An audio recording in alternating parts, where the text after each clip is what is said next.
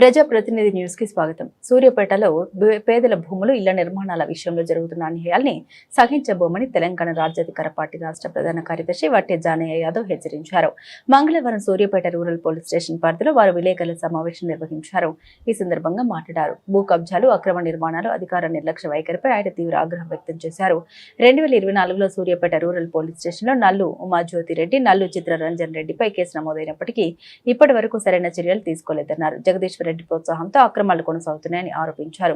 చట్టబద్ధంగా అనుమతులు తీసుకుని నిర్మాణ పనులు చేపడుతున్న బడుగు బలహీన వర్గాల ప్రజల్ని కొందరు కావాలని ఇబ్బందులకు గురి చేస్తున్నారని మండిపడ్డారు. నిర్మాణ పనులకు ఉపయోగిస్తున్న ఇనుప సామగ్రి, రాడ్లు వంచే యంత్రాల్ని మున్సిపల్ సిబ్బంది బలవంతంగా తీసుకెళ్లారని ఆరోపించారు. లక్షల రూపాయల విలువైన సామగ్రిని స్వాధీనం చేసుకోవడం అన్యాయమన్నారు. అదే సార్ ఆడేగా ఇప్పుడు మీకు మళ్ళీ ఇచ్చింది ఎవరు? ఇప్పుడు చిత్తరంజన్ రెడ్డి వాచ్మెన్ అవడు. చిత్తరంజన్ రెడ్డి దగ్గర గుమాస్తా ఇచ్చినట్టు మీరు. గుమాస్తా ఇస్తేనేమో మా పిల్లర్లు కూడా బిక్కొస్తారు, మున్సిపాలిటీ లోపడేసుకుంటారు, మీరు మనుషులు తీసుకొని జైలు వేస్తారు. మేము ఇచ్చిన పిటిషన్ 2024 ఎఫ్ఐఆర్ ద్వారా తీసుకొచ్చి డిమాండ్ చేయాలి. ఇది ఎక్కడ న్యాయం సార్? ఇది రెడ్ల కోసమే నడుస్తుంది సార్ ఈ రాష్ట్రం. ఇక్కడ 90% ఉన్నటువంటి వర్గాల కోసం చేయండి సార్. దయచేసి మీరు కూడా మా వర్గాలు కాబట్టి మేము ఏమైనా పరిస్థితి లేక మేము ఇక్కడ ఉన్నటువంటి అధికార పార్టీ దుర్మార్గపు అగ్రవర్ణ దురహంకారుల యొక్క ఆగడాలతోని మళ్ళీ ఈరోజు అక్కడ నిర్మాణం చేపడుతున్నటువంటి వజ్రా హోమ్స్లో న్యాయంగా కొనుక్కున్నటువంటి సక్రమమైనటువంటి లబ్ధిదారు నిర్మాణం చేసుకుంటుంటే ఎవడో ఒకడు గాల్లో ఎవడో నల్లు చిత్తరంజన్ రెడ్డి గుమస్తా అట. మరి మేము వచ్చి ఇప్పుడు 2 గంటల నుంచి వెయిట్ చేస్తున్నాం. సిఐ గారి దగ్గర కూర్చున్నాం, ఎస్ఐ గారి దగ్గర కూర్చున్నాం. రమ్మనండి అంటే ఎవరు రారు. కానీ వాళ్ళు ఎక్కడి నుంచి ఫోన్లు వచ్చినాయో తెలియదు. కానీ అక్కడ నిర్మాణం చేపడుతున్నటువంటి పిల్లర్లు, అక్కడ మిషన్లు, అదేవిధంగా రాడ్ బెండింగ్ చేసేటటువంటి బెండింగ్ మిషన్లు అన్నిటినీ హుటాహుటిగా ఎత్తుకొని మున్సిపాలిటీ వాళ్ళు దొంగల మాదిరిగా ఇవాళ అక్కడి నుంచి దాదాపు 4-5 లక్షల ఖరీదైనటువంటి సామాన్ ఎత్తుకపోవడం జరిగింది. నేను చెప్తా ఉన్నా మున్సిపల్ కమిషనర్ గారికి, నీకు దమ్ముంటే వజ్రా హోమ్స్కు రా. గతంలో ఉన్నటువంటి కమిషనరు, గతంలో ఉన్నటువంటి ప్రభుత్వ పెద్దలు చెప్పినట్టుగా పర్మిషన్లు క్యాన్సిల్ చేసి అక్కడ ఉన్నటువంటి శైలేంద్రాచారి, వీరాచారి, ఉపేంద్రచారి అన్నదమ్ములు కట్టుకుంటున్నటువంటి నిర్మాణంలో అడ్డంకులు క్రియేట్ చేసి పర్మిషన్ రద్దు చేస్తే హైకోర్టుకు పోయి హైకోర్టులో నీకంటే ముందున్నటువంటి కమిషనర్కు ఏ రకమైనటువంటి బుద్ధి చెప్పిండ్రో మరొకసారి గుర్తు చేసుకో. మిస్టర్ కమిషనర్ గారు, హనుమంతరెడ్డి గారు, నువ్వు రెడ్డిల కోసమే పనిచేస్తా అంటే ఈ పేద వర్గాల కష్టార్జితంతో కడుతున్న పన్నుల రూపంలో వస్తున్నటువంటి డబ్బులు కదా నీవు జీతం తీసుకుంటున్నది. నీకు ఒక రెడ్డి మాత్రమే జీతాలు ఇవ్వట్లేదనేటటువంటి వాస్తవాన్ని కూడా గుర్తు చేసుకో కమిషనర్ గారు. ఇక్కడ నేను ఎస్ఐ గారి దగ్గర నుంచి మాట్లాడితే మాకు సంబంధం లేదు, మేము చెప్పలేదన్నారు. నేను ఎస్ఐ గారు మాట్లాడేది లైవ్లో రికార్డు చేయించిన. కమిషనర్ గారు చెప్తే టీపీఓ సోమయ్య గారు అక్కడ ఉన్నటువంటి ఐరన్ మొత్తాన్ని దొంగతనం చేసి తీసుకుపోయిందని చెప్తా ఉన్నారు. ఖబర్దార్ మున్సిపాలిటీ, నేను ఇప్పుడు చెప్తా ఉన్నా, వజ్రా హోమ్స్లు మీకు ఎవడు ఫోన్ చేస్తే అక్కడ మా బడుగు బలహీన వర్గాలు ఇల్లు నిర్మాణం చేసుకుంటుంటే వాళ్ళ సామాన్ ఎత్తుకపోయారు. మరి మీరు బేషరతుగా వాళ్ళ సామాను వాళ్లకు ఇచ్చి మీ తప్పును ఒప్పుకోకపోతే ఈ చట్టంలో న్యాయ వ్యవస్థ చాలా గొప్పది.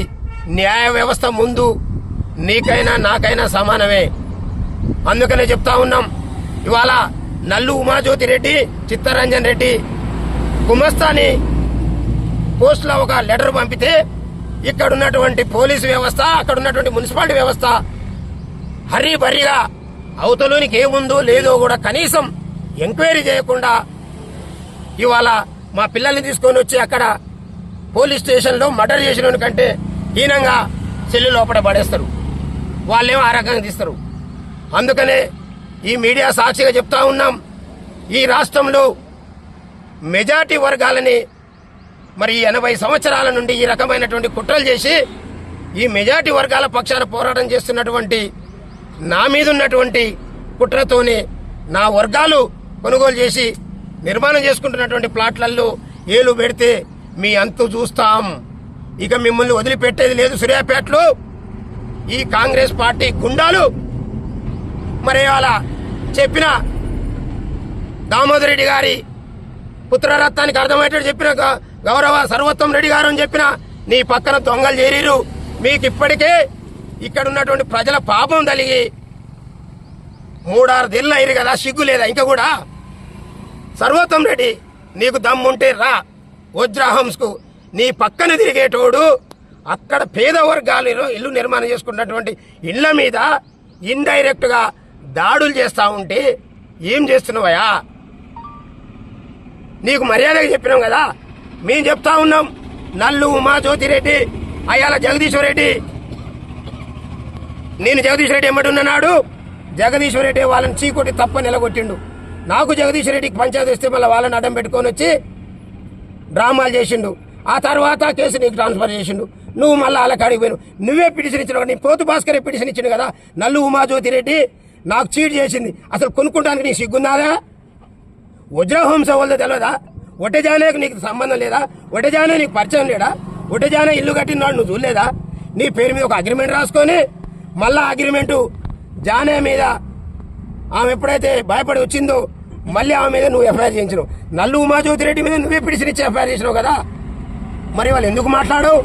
మళ్ళీ నువ్వు ఎలా మున్సిపల్ కమిషనర్కి చెప్పి మళ్ళీ జానేకి సంబంధించిన వాళ్ళు కొనుగోలు చేసుకున్న ఇల్లు కట్టుకుంటుంటే వాటిని డిస్టర్బ్ చేయపో.